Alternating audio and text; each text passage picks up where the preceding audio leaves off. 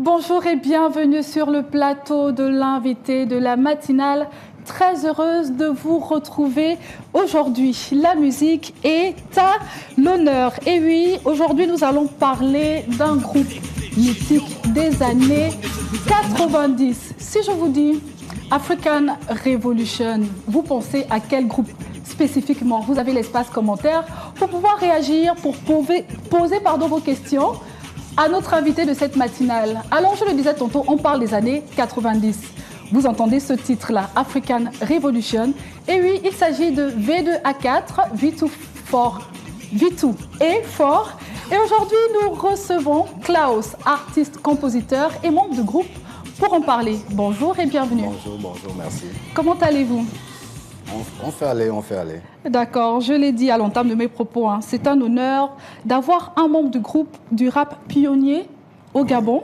Donc déjà, est-ce que c'est V2A4, V2 et fort? Oui.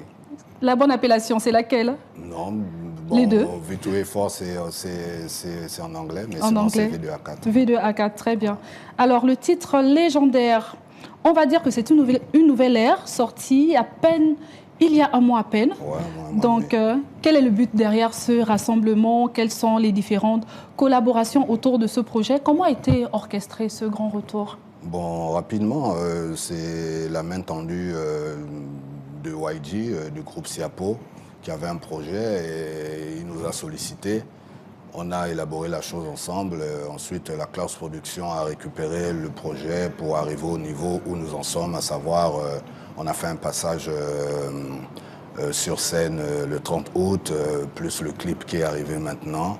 Bon, étant donné que je vis en France, la promo, on n'arrive pas encore à bien établir la chose. Mais maintenant que je suis arrivé, on va voir comment on peut pousser à ce niveau. Bien évidemment, les choses vont se dessiner petit à petit. Oui. Alors, raconte-moi ton histoire, je vais te raconter la mienne, celle du hip-hop gabonais gravé dans les annales du CTRI. Ce sont là les lignes de ce nouveau titre. Donc, vous parlez des événements du coup de libération du 30 août 2023. Bien sûr. Alors, et vous ajoutez ceci également, administrateur des années 90, impossible de se taire. Dites-nous, c'est une mission pour les artistes de pouvoir parler de leur environnement, de ce qui se passe dans leur pays? Bah oui, mais je pense que c'est même une obligation. C'est même une obligation. Il faut maîtriser son environnement et puis en parler avec beaucoup de justesse et informer les gens aussi et conscientiser derrière, bien sûr. Donc impossible de se taire par rapport à tout ce qui s'est passé le coup de la libération. Donc il fallait qu'on revienne pour toujours continuer dans nos messages de conscientisation et puis quelque part accompagner de près ou de loin aussi les autorités dans ce qu'elles sont en train de faire parce qu'on se sentait un peu trop étouffé quand même à l'époque. Exactement, aujourd'hui vous avez la possibilité de le faire. C'est vraiment un gros bol d'air en fait qui arrive, donc on va essayer de surfer sur ça aussi. Très bien, alors voilà. Si la régie est prête, je propose qu'on écoute un extrait de ce titre légendaire en collaboration avec plusieurs rappeurs oui, avec Titus le Mabouja et YG de Siapo Six. Très bien, avec la régie, on écoute un extrait et on revient juste après pour la suite.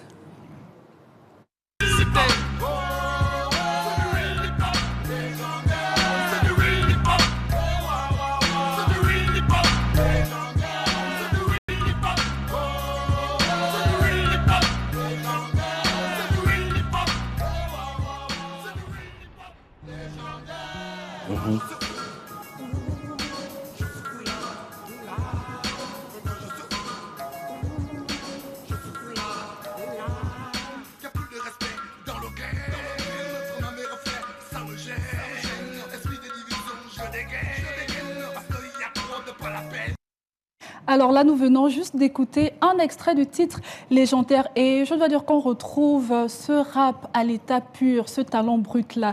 Et donc, pour la direction artistique, est-ce que vous comptez continuer? Est-ce que vous allez aussi ajouter des nouvelles influences? Qu'est-ce qui nous attend? Qu'est-ce qui a été fait pour ce clip? Non, pour ce clip, il faut dire la vérité qu'on a, je ne dirais pas qu'il y a eu de la précipitation, mais ça s'est tellement fait au feeling, c'est vraiment, il n'y a pas eu de préparation, ça s'est fait tout en studio, on a écrit sur place, est toujours là, tout ça. Bon, oui, vraiment, c'est au feeling. Et puis ça s'est fait. Voilà. Mais bon, mais je pense qu'on arrivera aussi à faire d'autres titres qui auront une tendance un peu différente aussi, parce que bon, la musique est tellement vaste aujourd'hui, il y a tellement de sonorités et de rythmes qu'on peut faire tout ce qu'on veut aujourd'hui. Et on verra, peut-être pas trop dans la tendance en tant que telle, mais essayer d'apporter quelque chose de différent de ce qui se fait aussi aujourd'hui, quoi. Très bien.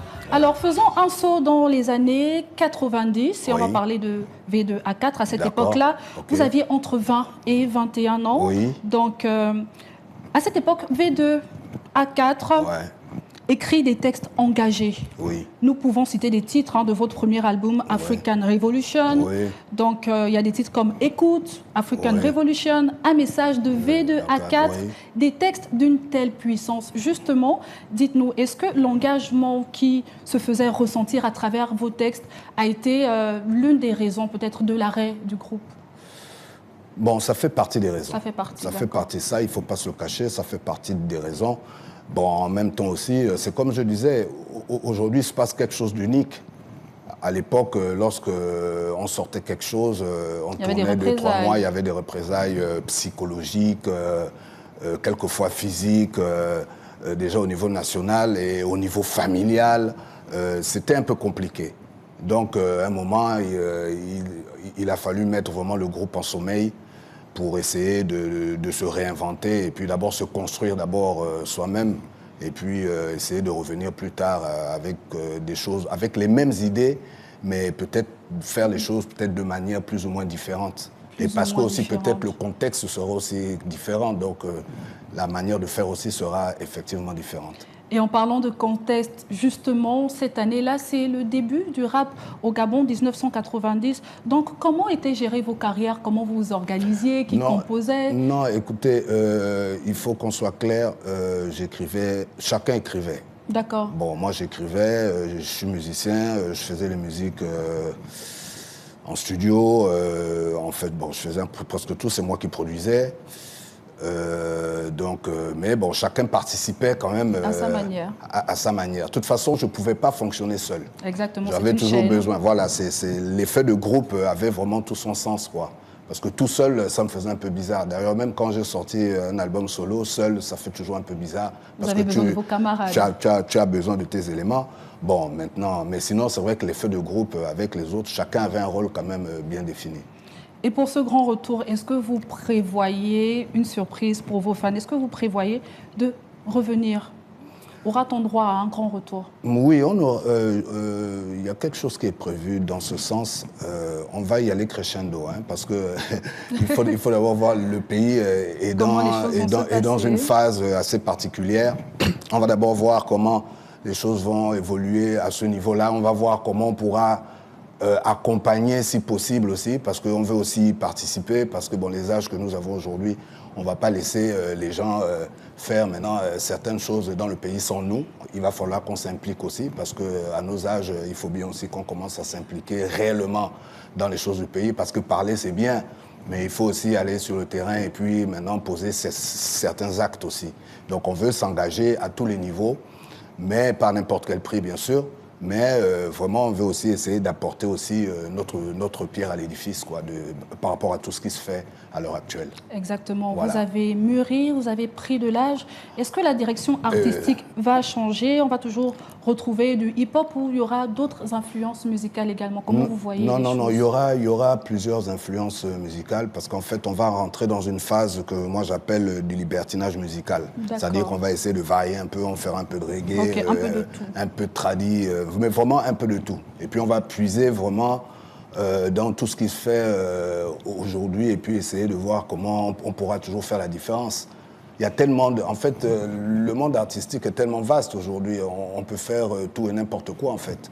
Donc on va essayer de trouver, de se créer une couleur musicale à nous qui sera différente de ce qu'on faisait à l'époque, mais toujours avec des textes tout aussi intéressants, en fait. Très bien. La palette, elle est tellement large et il y a beaucoup de choses à faire. Alors dites-nous, quel regard vous avez sur le hip-hop aujourd'hui? Quel regard vous avez sur l'évolution du rap? Est-ce que vous retrouvez toujours ce rap-là à l'état pur? Quelle est votre lecture? Disons qu'on ne peut plus retrouver le rap à l'état pur à l'heure actuelle. C'est pas possible. C'est pas possible parce qu'il y a les origines et après, il y a la transformation.